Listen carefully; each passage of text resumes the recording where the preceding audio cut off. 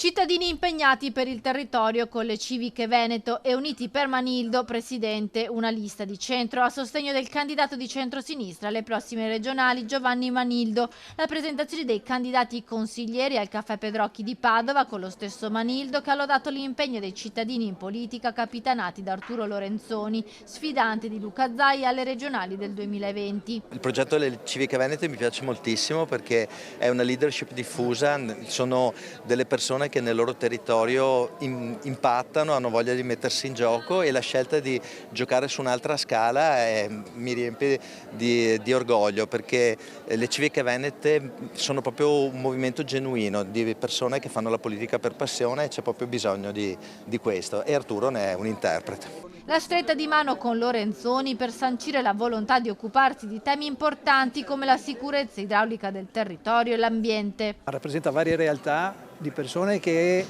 si sono messe a disposizione di questo percorso, che hanno conosciuto le realtà civiche presenti in regione, che sono tante e che amministrano molti comuni e che hanno voluto essere presenti anche in ambito regionale, e io credo che questa sia una novità importante perché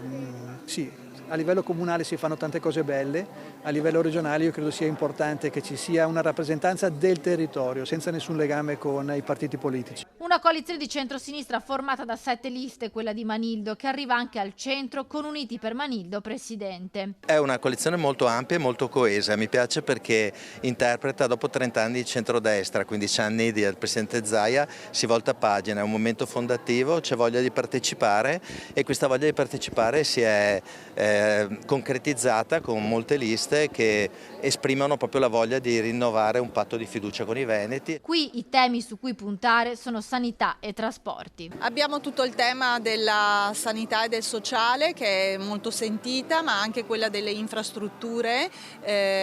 di collegamento proprio di questo grande Veneto, in particolare un collegamento che vada a dare una risposta ai giovani e ai pendolari che devono raggiungere le nostre città.